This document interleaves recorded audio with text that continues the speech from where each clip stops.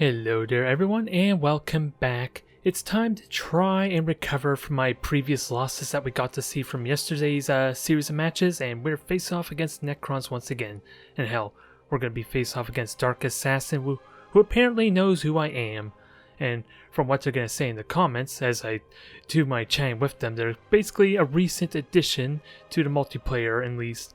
What is it? I believe they said that they only got the game a couple weeks or a month ago, so it's pretty recent, but nonetheless, they are going to be equipping themselves with what? 3 Star Pulse generators? It's not quite the double tomb ship type of fleet, mind you. So it's going to be what? 2 cruisers, one of which is the Lance variant, the battle cruiser, or at least the Scythes. I just can't recall if the other one's also the Lance variant. I can't recall off the top of my head, but either way, we're dealing with 3 Star Pulse generators and a lot of hit points to get through, as opposed to the simplicity that face off against the Secoms can be for my last match against Necrons, since it can be really damn easy to destroy their decks if I ever take the time to kind of prioritize on those ships. But at the end of the day, it wasn't a big deal, thankfully, because of my opponent just using all the Star Pulse generators at once in a frantic panic, and that is incredibly difficult to do, or at least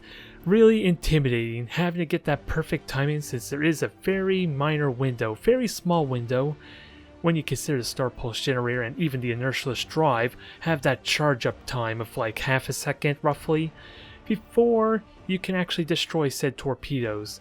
And actually, because of that, you can destroy torpedoes and the fighters really damn well before they reach you. Ideally the torpedoes, since that's like the most, you need to be the most precise on that, but Imperial Navy with their short burn torpedoes, it's pretty much impossible to deal with those torpedoes if they're at point blank range, unless you somehow know to launch them ahead of time. That would be the exception.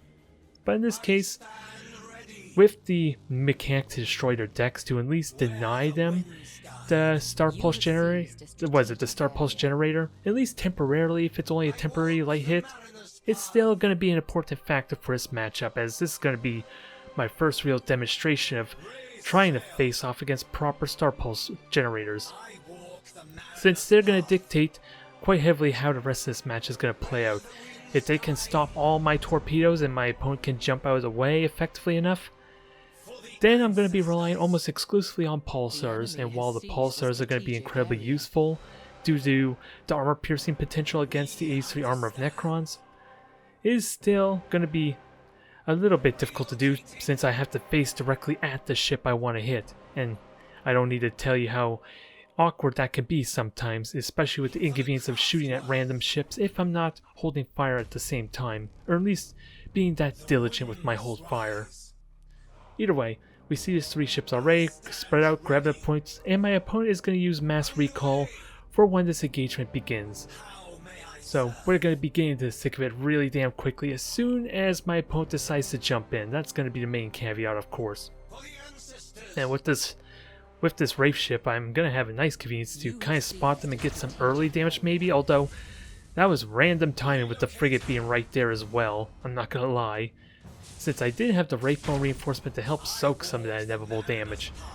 Although apparently it did not matter, since I launched that immediately as we get the mass recall there, kind of absorb as much damage as possible, but try as I might, this Wraith ship is not going to survive long, and in all honesty, it serves as perfect bait, considering it burnt the mass recall. It burnt, like, was it the bolt? I can't remember what it's called, damn it. At least the ability we saw there, and of course it took a lot of fire whereas firepower is not really all that significant on its own. And thankfully, the deck has gone on the tomb ship. That's a big indication of why I'm trying to get as aggressive as I am here with the torpedoes, and of course making sure I'm firing one at a time. Since right now, with the first torpedo being denied by the first Star Pulse, there's only the one left on the middle cruiser, so I was waiting for that to possibly burn its charge, and try as Dark Assassin might to try and ram me. It's like I said before, it's really damn difficult to get the effective ram you want unless you jump as I'm doing my Wraith bone shift. That might be the exception, but you need to do that instantly if you want to at least get in my face before I ideally possibly jump out of range. But It's doing good here. I'm taking a lot of damage. My Phoenix is about to lose its entire cruise. And with the generator gone, it might still happen. But I luckily get the torpedo hit there in the second salvo to get the killing blow.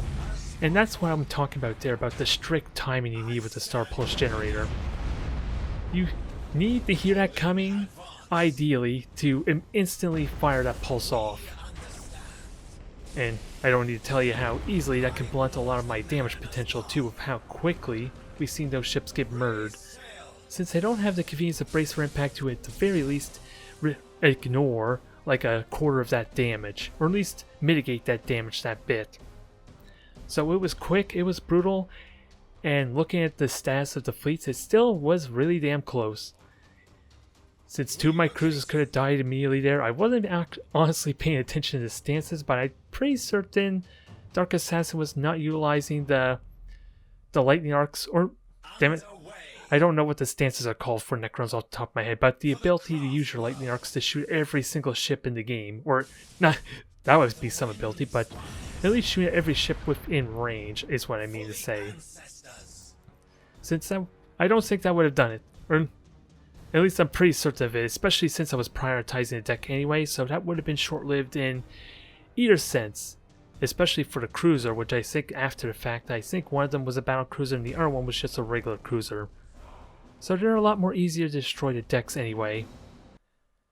But like I said, it was quick, it was brutal, it wasn't quite the two tomb ships and the second which I was kind of most worried about, since that is without a doubt going to be the hardest thing to kind of destroy said deck, let alone the engines to kind of make it a little bit easier to get my torpedo runs in to maximize that damage and get those early kills. Okay, on to match number 2, we're face off once again against Terror.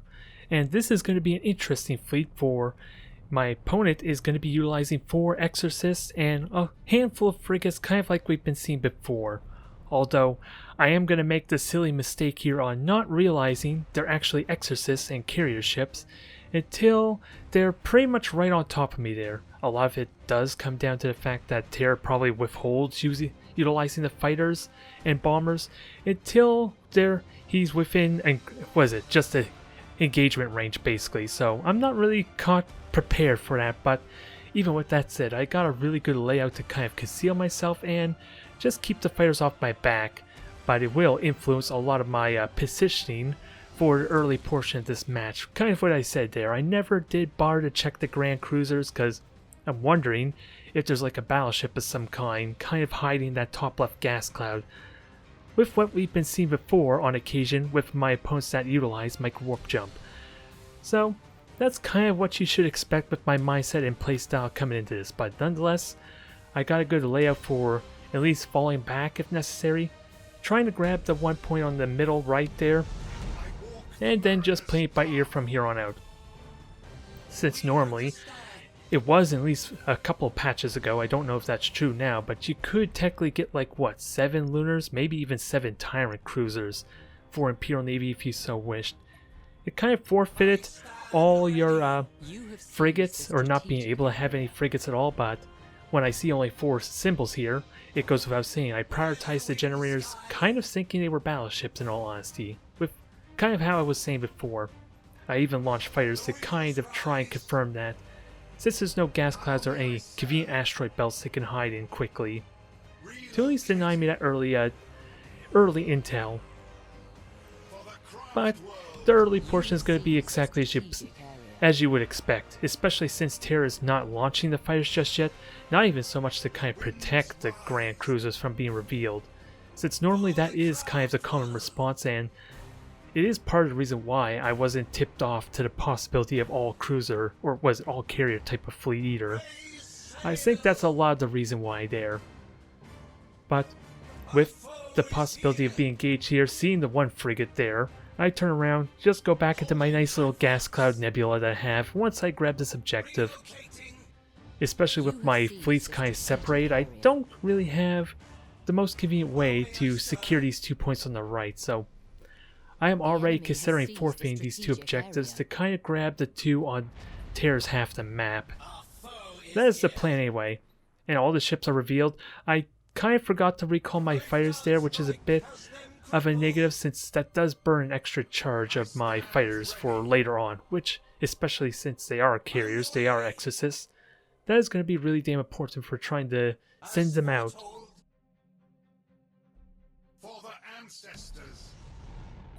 Either way, coughing fit aside there, I was trying to turn around, maybe see at the possibility of sniping a frigate, and it wasn't meant to be.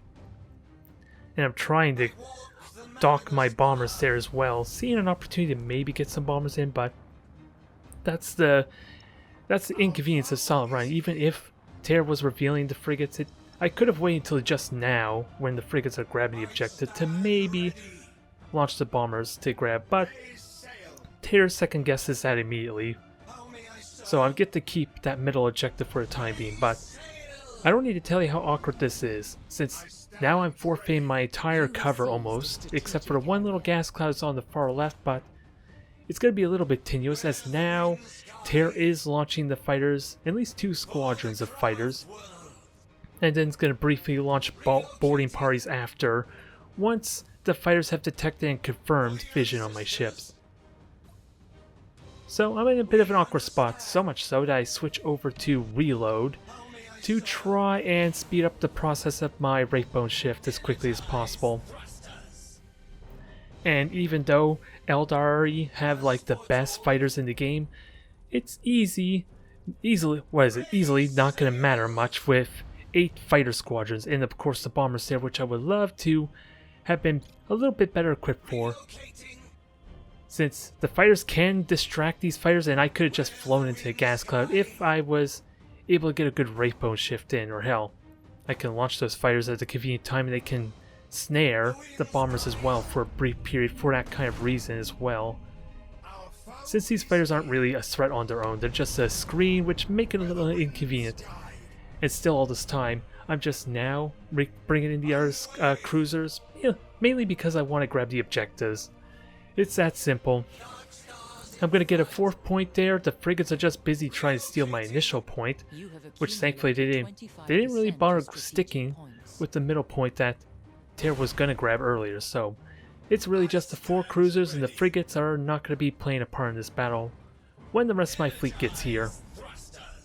But try as I might, I'm doing a decent job avoiding these bombers, and finally, after using all 3 charges of my fighter squadrons, I'm now able to start sending out these bombers, minimizing that damage a little bit. And hell, I might even get another Wraithbone shift in with the reload if I'm lucky enough. I just will need to kill off the first squadron. Yeah, it's going to time out well enough that I'm going to actually avoid the second bomber squadron, but it's like I said, it thinned out a lot of my fighters and I have no more reserves to kind of do that maneuver again. Even though I kind of withstand the bomber assault for now, that's easily going to change for here on out. Since this time we're going to have boarding parties as opposed to bombers coming in, so I am going to take heavy boarding damage, but maybe it shouldn't be as terrifying, you would think, as the bombers, since the Imperial Navy are just average type of boarding. So it's not a big threat for at least the early portion of this fight. And now, finally, I got the majority of my fleet here. I'm ready to start doing damage, even if it is going to get staggered and spread out a tiny bit there. And I do launch bombers in the hopes of stalling just that tiny little bit longer, even though they're nowhere near as resilient as the fighters would be. And this is where the attrition of the fighters, the heavy amount of fighters, is going to start hindering me. But damn, we got good damage there nonetheless. It's just not the most convenient position to try and focus down their flagship just yet. Especially with the close proximity of my cruisers, which are now just ramming themselves a tiny bit too. But I do get some decent hits there. Not full hit, but that makes up for it easily for hitting the other cruiser. Again, this is an awkward layout, awkward positioning for me still, because this celestial body is messing with my control that tiny bit too. But I think I avoid a little bit of the spur damage, since the spurs only really take effect if they hit the prow. So it was not nearly as painful as it could have been. And I try to get my torpedo runs in. This is a bit of an awkward angle and it did not pan out the best for me, try as I might. But I do have bombers, The fighters are thinned out, but sadly they were just conveniently able to intercept. Intercept and do the damage necessary. So really, it comes down to who's gonna win, who's gonna kill who first there, since I'm trying as I might to kill off this flagship, but this, this station of some sort, whatever the heck, I call it Celestial Body because that's what it was in Armada 1, technically was called, but I'm trying to kill the flagship. It's really awkward position for me now since I'm sandwiched between two squadrons of Grand Cruisers. It is not a pretty predicament, even if their macro cannons are hindered quite heavily for being carrier ships. But since the fighters are being used so aggressively, it helps tremendously with getting the torpedo runs in that I want at least, so I still have that going for me. And I commit to the Phoenix attack. I want to kill off this flagship now, force the mutiny, and it's really damn close to crippling two of the other cruisers. Hell, the fire seals the deal on this one crippled cruiser, and the other one joins suit. So killing off the flagship just turned this around amazingly for me, since I am about to lose one cruiser myself, but I got the bravery modifier, at least to help mitigate that some. And my light cruiser is about to finally join the fray too, after spending all that time throughout the course of that battle just grabbing that fourth objective like I said. And almost regardless of how this plays out, I should win this match just by the objective itself. I only really need to kill one more ship for that to happen. But it was really awkward, needless to say. I was caught completely flat-footed with the Exorcist since, like I said already, I did not even think to check what the cruisers were. I assumed there had to be a battleship somewhere, or at least another ship that may have been hiding the gas cloud on the top left, kind of like I hinted before. Hell, I did not think much on it, but if you looked at how I was playing, I think there was a period where I checked with my two cruisers that gas cloud as well after grabbing the objective. I may have to double check that, and hell, you probably noticed it as I was doing this commentary even. But yeah, another 30 seconds, this is already over. Doesn't matter how it turns out, so this is a nice victory for me, thankfully. But it was still a really awkward one, as I'm trying to dodge this ram attempt by the Exorcist. It actually would have killed the Phoenix if it hit head on too. But that's another victory. One I am happy with. One that could have been alleviated a tiny bit just with me being a little more diligent on the fleet I was up against. It's simply what it comes down to, because I did forfeit the gas clouds quite heavily and left myself out open in the middle of nowhere. Which you see in my previous matches, you know how important it is to utilize gas clouds and asteroid belts against such a fleet. Okay, match number 3, we're faced off against the Imperial Navy again. One opponent I think I played up against maybe once or twice. The fact that they have been in Season 2 should at least signify that. I just honestly can't remember Hollow Shell if I were to be perfectly honest. But the fleet that they're going to be using is going to be a bit of an interesting mix, since we're going to have 2 Exorcists Grand Cruisers, an Avenger Grand Cruiser, Retribution with a Lunar backing it up. And this goes a little bit to what I was saying all this time against Terror, how I was kind of expecting a 5th ship, because this is almost exactly the same amount of hit point pools plus the extra battleship to kind of complement it. So this kind of justifies a lot of my paranoia that I had in the last match, expecting there to be like a battleship that might be trying to jump out at me. But in this case we're going to have a little bit more of a traditional type of match with different synergies going on here, since like I said there are 2 Exorcists that are going to be almost impossible to get bombing runs, or at least torpedo bombing runs in, if they Hollow Shell use them defensively. And they complement each other really damn well they complement each other really well even on the offensive front, so long as they can keep vision on me. Kind of like what we've seen before with Terror, only just not nearly as impactful on their own. But we're going to have Hollow Shell's fleet's going to be split up there, the Grand Cruisers are going to be going through the middle, the Retribution and Lunar are going to be on the right. So, with the limited amount of cover and obstructions I have here, I am going to probably just play more objective based and avoid the battleship at all times, ideally. At least until I get a window to engage at least a portion of their fleet, since after all they are going to be separated to a limited extent, as we're seeing right now. And then, well, there's not really much else to say for the beginning portions, is there? It's almost always going to play out the same, but we see 5 ships, so like I said, I'm a little more comfortable with what I'm up against here. And I heard a beacon, I heard the reveal. I just was not paying attention to which one was being revealed, so I was caught a little bit off guard when I tried and utilize the gas cloud to a limited extent later on. But one of the cruisers on the right was revealed by the Emperor's Turret, and there's the tell right there for at least one of them is a battleship.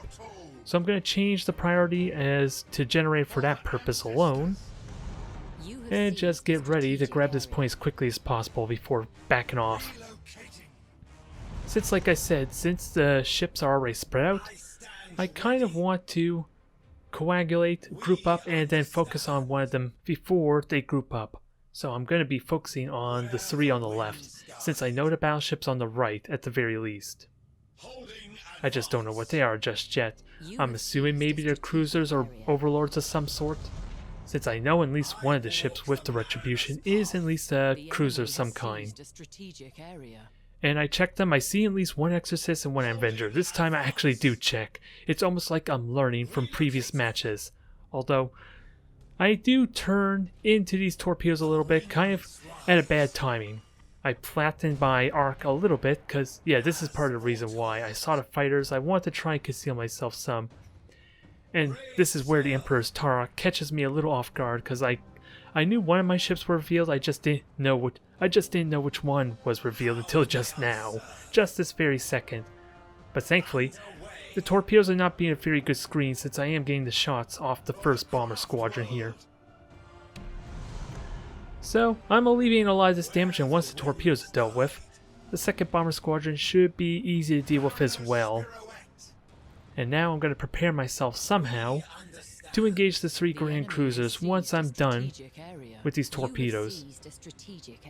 Since I do have the 3 objectives, that's going to be quickly negated due to the battleship's presence. And the Grand Cruisers are willingly walking into possible death. Their possible demise here, since this is kind of what I want. It's still not the most convenient arc, since they're not really going to be able to hit the same ship very well, but it is almost half their fleet, at least. Yeah, currently the 3 cruisers here are a little, well, it's actually more like 2/3 with the Exorcist, I suppose. But still, it's more convenient than having to deal with their entire fleet in the Death Ball, which is always the most inconvenient and a little more problematic type of fleet to go up against with Asuryani, or at least any of the Eldari fleets, I suppose. Since I need to be constantly moving, so I can't really just sit there in the ideal firing arc. But we are getting some really quick deck destructions here, which doesn't mean much since my opponent switched out of the brace for impact, but I was kind of hoping to get the engines for the possible torpedo hits, but now I'm getting a little bit better arc to maybe shoot that one Exorcist when the second squad does manage to join in. And what the stasis bomb is going to do, my opponent's going to turn to engage the other squadron here, and I'm immediately going to turn around in response. And it times that really damn well because my pulsars are about to recharge at this very moment too. So I'm going to get more insult to injury, but sadly my cruisers now, it goes without saying, it's really damn difficult to try and get the perfect arc, since that was a narrow window for my cruisers to hit, especially with them turning. But even with that all said, this ship's about gone. Even without the Maelstrom, even without the torpedoes, this thing is limping now. I even try to be so greedy as to not fire any torpedoes at all, with the engine destruction and how close it was to death. But their entire fleets now can join together there. The battleship is in a position to negate my objective, but I don't think that's how it's going to play out, simply put, since my opponent is forfeiting the objective almost entirely to kind of pursue my ships at this point. So we're going to be playing the game of attrition here, not by... we're not playing by objective is what I'm trying to say. But now I have the convenience with the engine early destruction, and all my ships able to capitalize on this. It won't be long now, this second Grand Cruiser is about to meet its demise. Hell, even the Maelstrom alone might be able to do the damage necessary, with one more nudge from the pulsars. Which is what I'm trying to do right now. I kind of mistime it a little bit because I use my turnaround maneuvers to help gauge, to a limited extent, the time that my pulsars are recharging. It makes it a little more convenient, but when I continue to fly at them, it's a little more trickier. I'm not quite used to that just yet, since I still am doing a bad habit of not checking the clocks as an easy way to tell that. Since it is an easy 20 seconds, so at least for the reload time, and since they don't benefit from reload, there's an easy way to just check the clock to know when they're available. At least for an entire squad, at least. If I'm firing them individually, it's a little trickier. But now, the next target is going to be trying to hit this battleship. With 2 of the Grand Cruisers gone, the Lunar is limping behind a little bit, and it doesn't have really any firepower to help contribute due to the lack of dorsal turrets.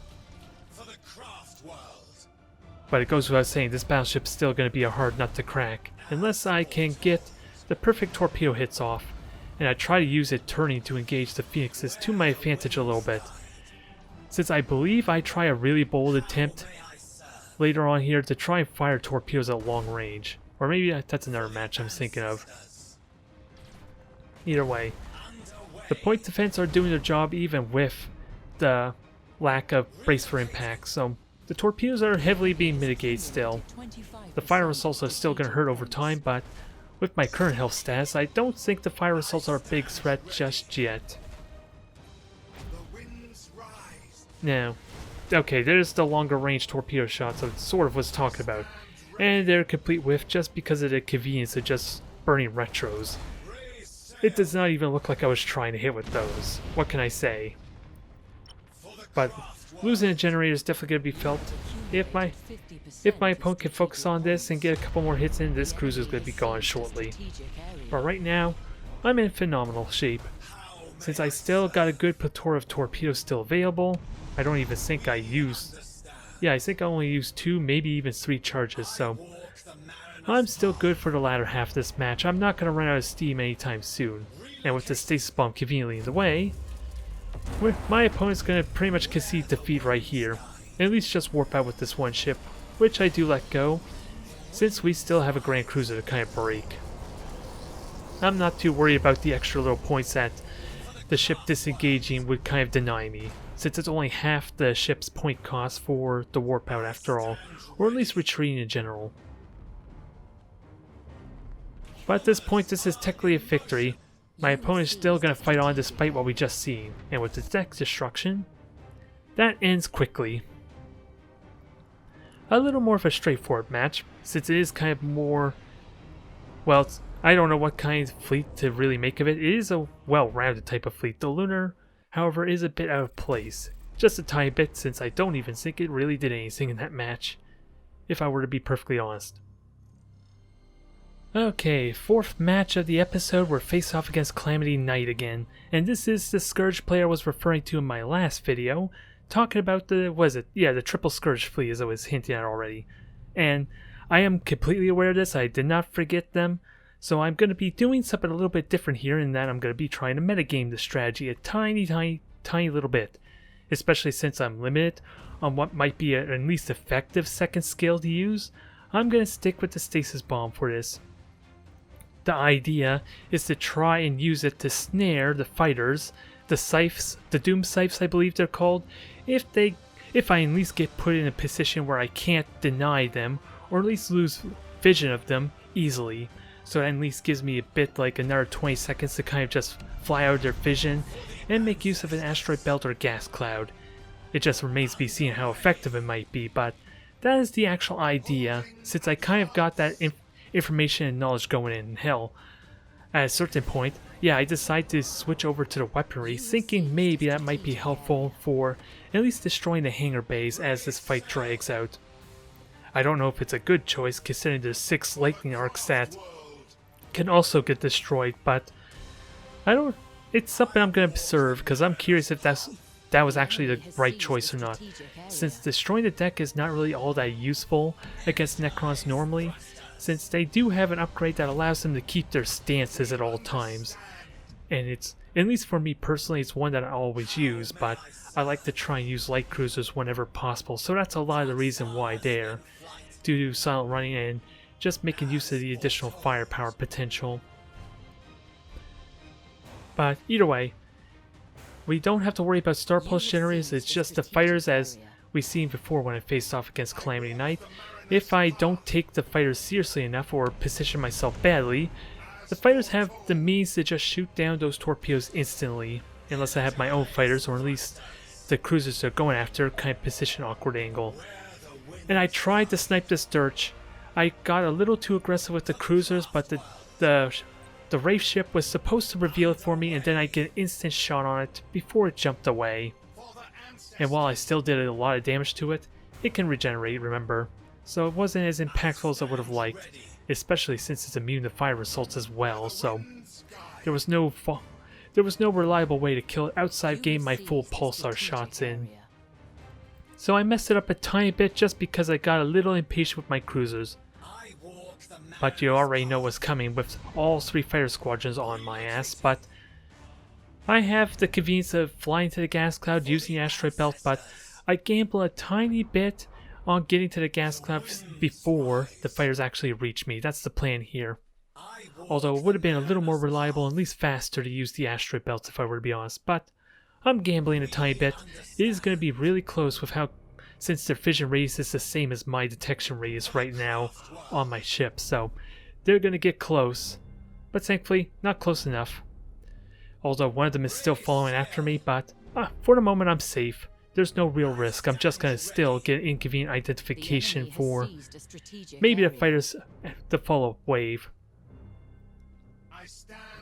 Either way, I got 3 objectives, and unlike my previous match with Calamity Knight, I do have a good fallback position, like this defensive position to kind of use, the gas clouds, the asteroid belts, so I can still secure these 3 points, at least to a limited extent.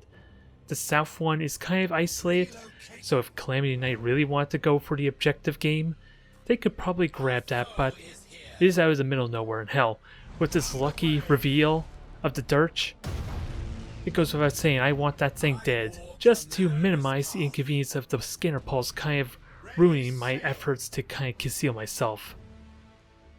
Since it is kind of the only frigate in this fleet, I'm pretty certain of it. So I'm in the clear for that portion. So, unless somehow they have the fighters already on me, or we're in point blank range, there's no way they can keep a vision on me for extended period of time. So I'm in good shape to at least just try and do some chipping damage, especially with my Wraith ship. So long as I'm mindful of the possible, the inertialess drive just jumping on my ass immediately. That would be the only concern, but even then, a good Wraith bone shift for the Wraith ship will allow it to conceal itself really damn quickly. Before the fighters even get close, I want to argue anyway.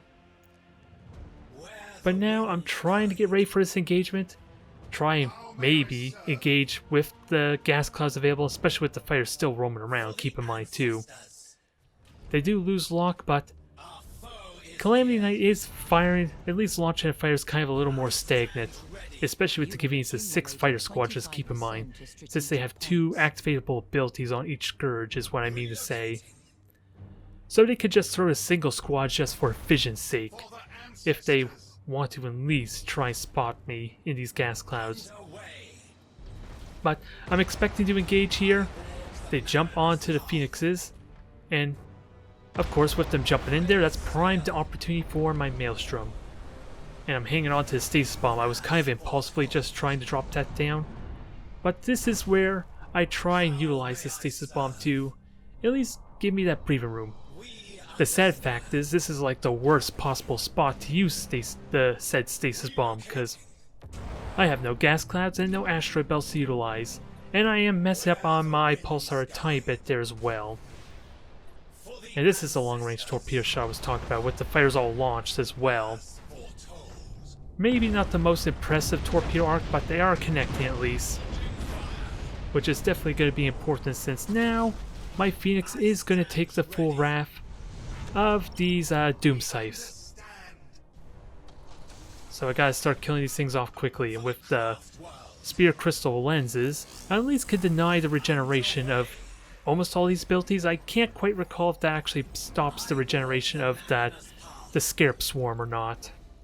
And I'm getting incredibly greedy, it goes without saying, because I was waiting for that pulsar shot, and I messed it up horribly. Especially with the close range boarding as well. Unless I dare to do a call to arms, this thing is pretty much dead, as far as the crew is concerned.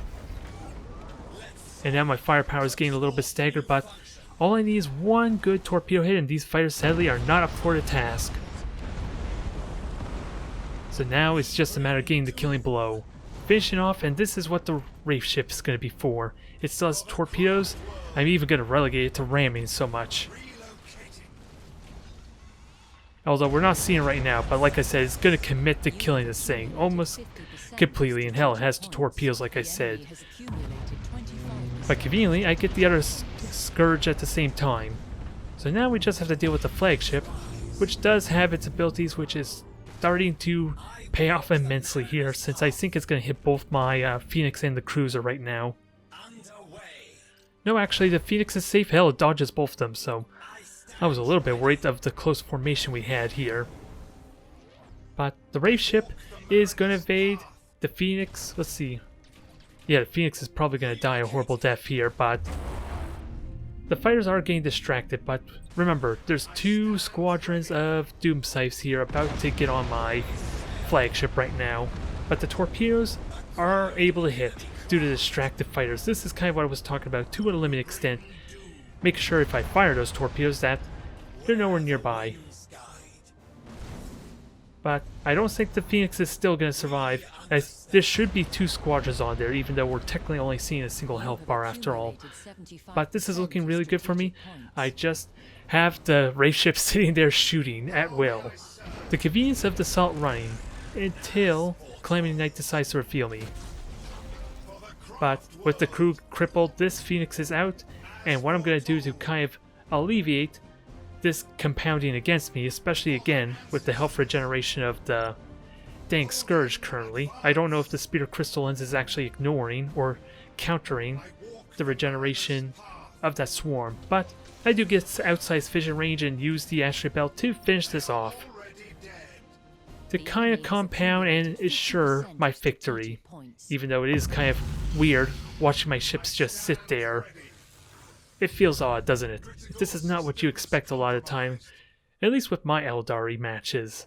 I think it's safe to say this is anything but it still works, thankfully.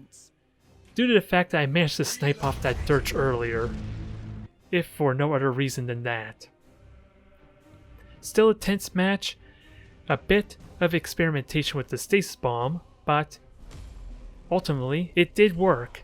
It was just badly placed because of the inconvenience of not having a gas cloud or asteroid belt to just conveniently hide in.